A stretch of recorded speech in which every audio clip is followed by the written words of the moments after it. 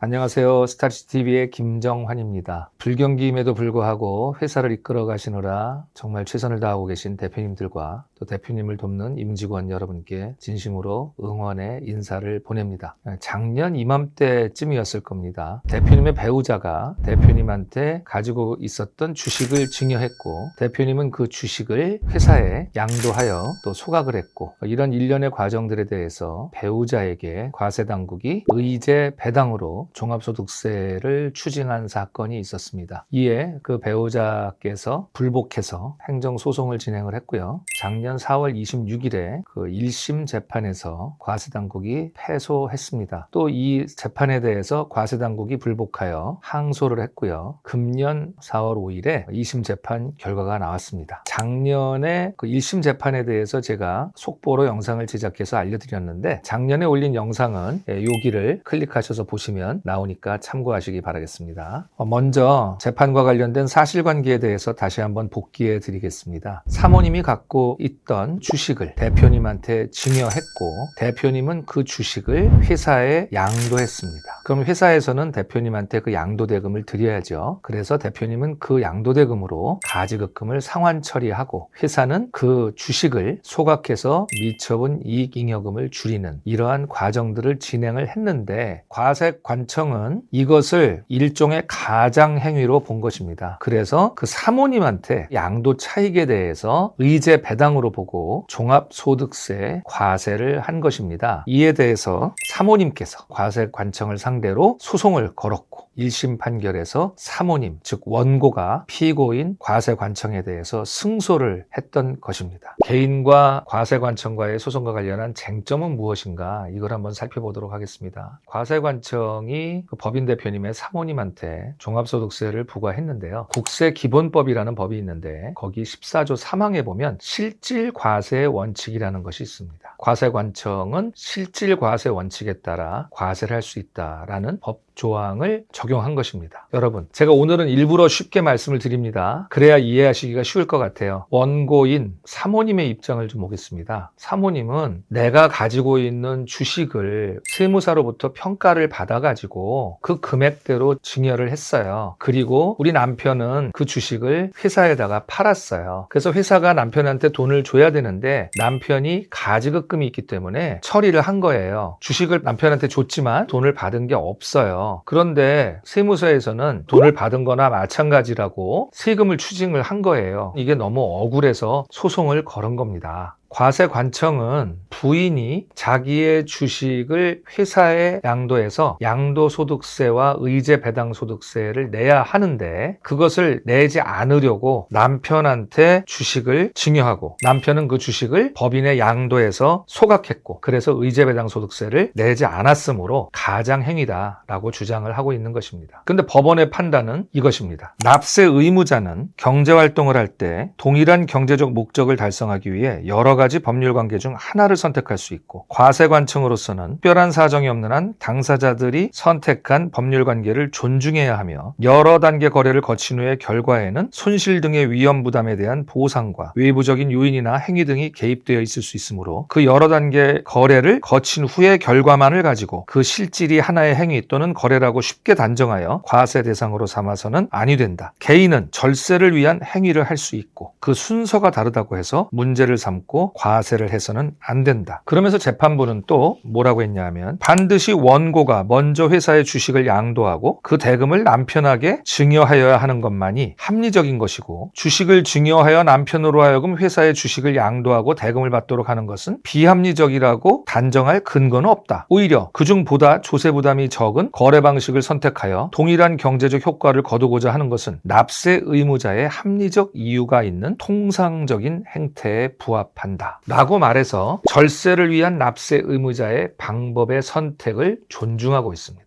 1심 재판 판결문에는 뭐라고 나오냐면요. 부인이 자기 남편에게 주식을 증여했는데 배우자 간에 10년마다 무상증여 한도로 쓸 수 있는 6억이라는 한도 내에서 증여를 했기 때문에 증여를 받은 남편은 증여세를 낼 게 없었고 그 시가로 증여받은 주식을 그 시가로 회사에 팔았기 때문에 양도 차익이 없어서 세금을 낼 수가 없었다. 즉 세금을 내고 싶어도 낼 세금이 없기 때문에 안 낸 것인데 그 세금을 안 냈다고 부인한테 과세관청이 과세한 것은 무리한 행정이다. 이렇게 판시를 하고 있습니다. 재판부는 또 이렇게 판시하고 있습니다. 이 사건 부과 처분은 원고가 배우자에게 이 사건 주식을 증여하고 이를 회사에 양도한 행위가 가장행위에 불과하고 실질적으로는 원고가 직접 회사에 주식을 양도함으로써 원고에게 의제 배당 소득이 발생한 것임을 전제로 한다. 그러나 세무조사 과정에서 남편은 이 사건 회사를 운영하면서 부담한 가지급금 채무를 변제하기 위해 원고로부터 주식을 증여받은 것이라고 진술하였고 실제로도 이 사건 거래를 통해 발생한 주식 양도 대금은 모두 회사에 대한 가지급금 채무를 갚는 데 사용됨으로써 남편에게 실질적으로 귀속되었다. 즉 주식 소각 대금이 대표에게 분명히 귀속되었고 또 이 돈은 가지급금을 상환하는 데 사용되었다는 것을 분명하다는 것을 판시하고 있습니다. 이 주식 대금의 귀속처가 얼마나 중요한 것인지 이번 판결에서 알 수 있는 것입니다.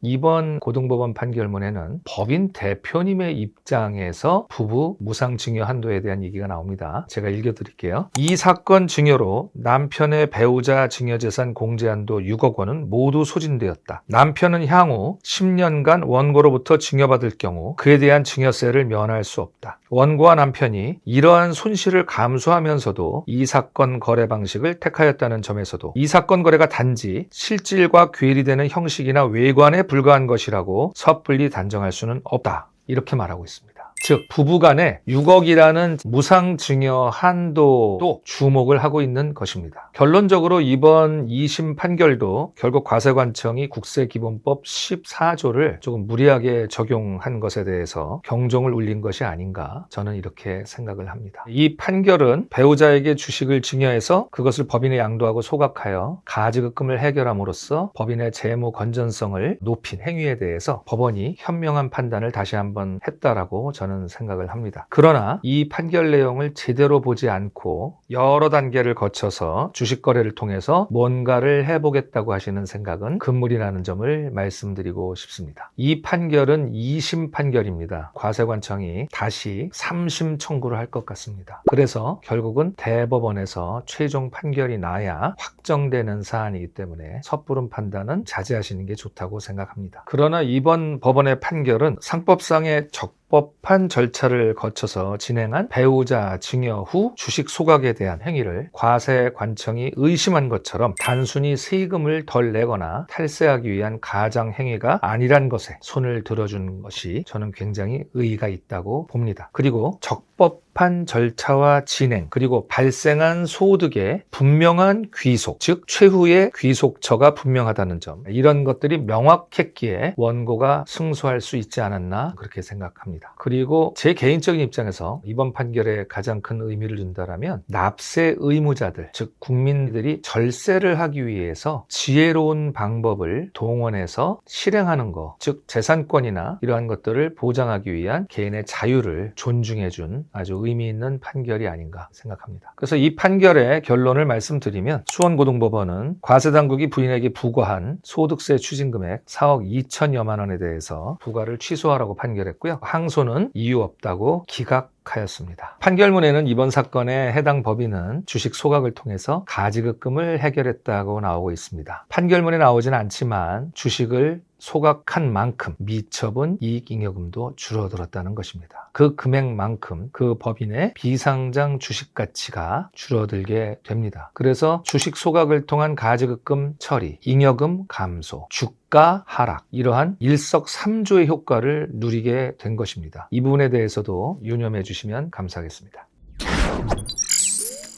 네, 여러분 오늘도 유익한 시간이 되셨나요? 시간 제약상 짧게 만드느라고 모든 것을 다 말씀드리지 못했습니다. 조금 더 자세한 내용을 알고 싶으시다고요? 이 아래 내려가시면 더보기에 상담을 요청하실 수 있는 링크가 있습니다. 거기에 상담 요청을 해주시면 찾아뵙고 자세하게 상담을 해드리도록 하겠습니다. 그리고 구독과 좋아요 눌러주시면 저에게 큰 힘이 됩니다. 다음 시간에 뵙도록 하겠습니다. 스타리치 TV의 김정환이었습니다. 감사합니다.